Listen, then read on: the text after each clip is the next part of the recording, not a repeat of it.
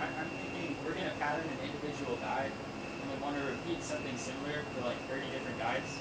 So is there a way to shift all of these, like the rectangles and circles, like shift it like X and Y a little bit, and repeat it, like make an array?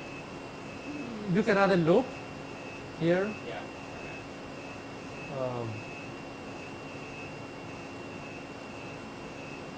So you can add a loop. You see that I is going to do it once, so everything after that is going to be repeated that amount of times. So if you want to do that, you can do that. To shift them, also a specific shape. So the loop, you can put several shapes after that that are going to be repeated. You can also select just one shape, and here on the shape, okay, it's in markings. Well, it's on the marking parameters. You can add marking parameters, and you can ask it how many times you want to repeat that section also. It's another way to repeat the shapes. And to offset them, what you can do is put the marking parameters, do those shapes, put them in a loop. At the end of the loop, you can add a G-code command. Yeah, you have an array maybe. You can make an array of shapes also. Yeah.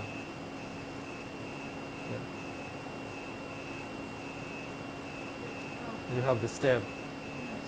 That answers my question.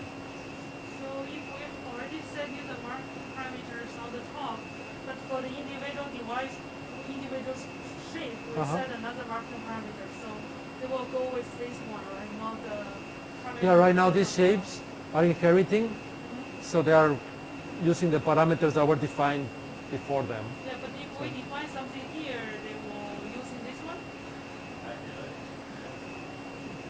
Can you say that again? I mean, if we define another parameter here, it's not the same with the parameter we defined on the top. So Yes. it will go with this parameter. Yeah. Yeah, if you change this shape only, you can change from inherited, you can change to default, and you can set parameters just for that shape.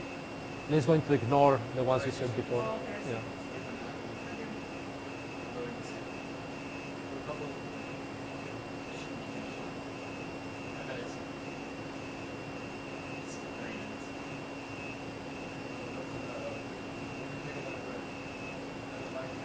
Okay. Yeah.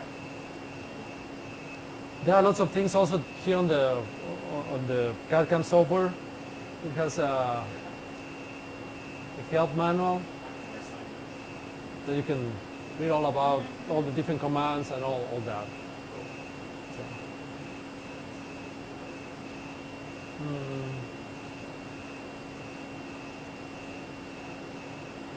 So let's see. We can mark something. Let me show you about the laser. So let's minimize this. So let's, you see here the vacuum. That will turn on the vacuum that holds these parts in place so they don't move. But if the part is really small, so there's a leak on the vacuum, so it's easy to move it. You can try to push it, try to move it with your finger. You see how it's held together. Or you can move it. But if you put a bigger part that locks the whole surface, it's going to lock really hard, so you cannot move it.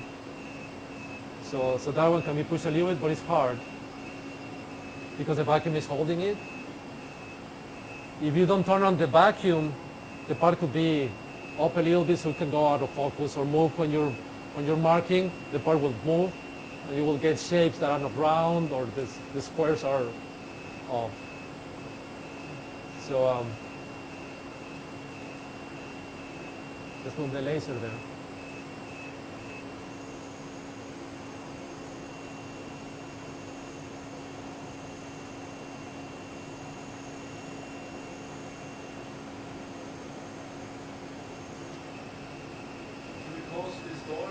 Yeah, in a minute. But I need to see when I'm under the laser.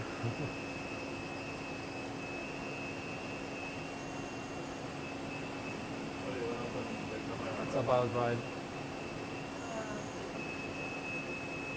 So we're about there. So now we close the door.